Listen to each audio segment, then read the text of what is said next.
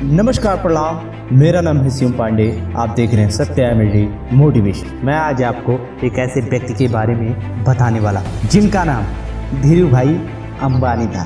तो हाँ भाई, आप जानते होंगे धीरू भाई अंबानी थे कौन। हमारे देश के माने जाने बिजनेसमैन धीरू भाई अंबानी जी का जन्म 28 दिसंबर 1932 ईस्वी को जूनागढ़ जिले के चरोड़ गांव के एक बेहद मध्यवर्गीय गुजराती परिवार में हुआ था। उनके पिता का नाम हीराचंद अंबानी तथा माता का नाम जमुनाबेन था। उनके पिता गांव की ही एक पाठशाला में अध्यापक थे। परिवार की आर्थिक स्थिति बहुत ही अच्छी नहीं थी, जिससे धीरू भाई छोटी सी उम्र में से ही भली भांति परिचित थे। यह भी मुमकिन है कि अपने परिवार को कठिन परिस्थितियों से जूझता हुआ देख ही बालक धीरू को एक दिन बहुत बड़ा इंसान बनने की प्रेरणा मिली है। धीरू भाई अंबानी का आत्मविश्वास शायद बचपन से ही अपने चरम पर था।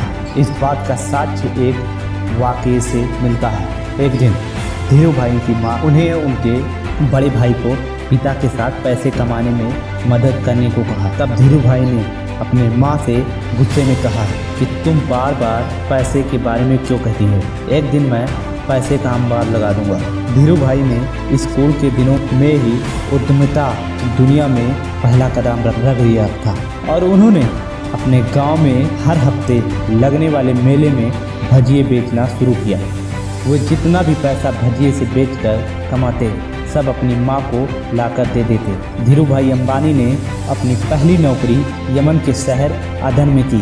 वे वहीं की कंपनी बेससे में 200 रुपये के वेतन पर एक छोटी सी नौकरी करते थे। वहीं से धीरू भाई के मन में व्यवसाय की बारीकियां जानने को लेकर उत्सुकता पैदा हुई। यहीं से वे बेससे में नौकरी करते हुए एक गुजराती व्यावसायिक कंपनी में काम करने लगे और वहां से उन्होंने लेखा जोखा वित्तीय विभाग का काम शिपिंग पेपर्स तैयार करना सीखा। उसी दौरान आज़ादी के लिए यमनी आंदोलन में रह रहे भारतीयों के लिए व्यवसाय के सारे दरवाजे बंद कर दिए। तब 1958 में धीरू भाई भारत वापस आ गए और मुंबई में व्यवसाय शुरू करने के लिए अवसर तलाशने लगे। क्योंकि धीरू भाई व्यापार में एक बड़ा निवेश करने में असमर्थ थे, तो मसालों और शक्कर का व्यापार रिलायंस कमर्शियल कॉरपोरेशन के नाम से शुरू किया। इस व्यापार के पीछे धीरू भाई का लक्ष्य मुनाफे पर ज़्यादा ध्यान न देते हुए ज़्यादा से ज़्यादा उत्पादों का निर्माण और उनकी गुणवत्ता पर था। इसके बाद धीरू भाई ने सूत के व्यापार में हाथ डाला, जिससे पहले के व्यापार की तुलना में ज़्यादा हानि की आशंका थी। वे धुन के पक्के थे। उन्होंने इस व्यापार को एक छोटे स्टार पर शुरू किया और जल्द ही अपनी काबिलियत के बलबूते धीरू भाई बॉम्बे सूत व्यापारी संगठन के संचालक बन गए। उनकी दूरदर्शिता और जल्द व प्रभावी फैसले लेने के गुण ने इस व्यापार में उन्हें अत्यधिक लाभ दिलाया। ये लाभ भविष्य में धीरू भाई को रिलायंस टेक्सटाइल कंपनी की स्थापना करने में काम आया।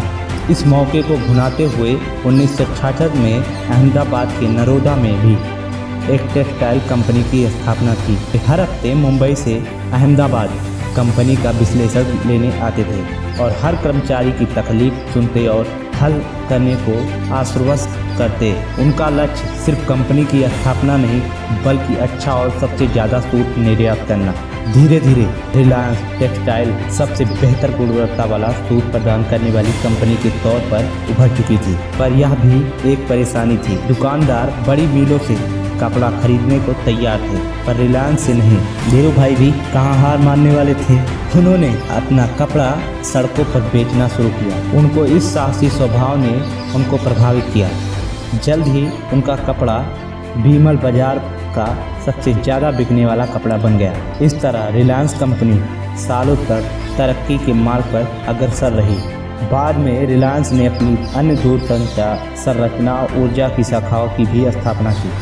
रिलायंस भारत की पहली ऐसी कंपनी थी जिसे फोर्ब्स ने विश्व की सबसे सफल 500 कंपनियों की सूची में शामिल किया था। उनके कभी न हार मानने वाले स्वभाव के बल पर उन्होंने कई सम्मानीय पुरस्कार प्राप्त किए। इनमें से man of the 20th century, Dean medal और कॉर्पोरेट एक्सीलेंस का लाइफ टाइम अचीवमेंट पुरस्कार सबसे प्रमुख है। तो हम धीरू भाई अंबानी जी से यह सीख लेते हैं कि उन्होंने अपनी लाइफ में कभी हार नहीं माना और उस काम को किया जो वो करना चाहते हैं। अगर हम लाइफ में अपने कुछ बड़ा काम करना चाहते हैं तो वो हमें करना होगा और एक दिन हम जरूर सफल होंगे। अगर आपको यह कहानी अच्छी लगी हो तो वीडियो को लाइक करें और वीडियो को इतना शेयर करें कि पहुंच जाए हर हिंदुस्तानी के पास। मिलते हैं नेक्स्ट वीडियो में, तब तक के लिए जय हिंद, जय भारत, वंदे मातरम।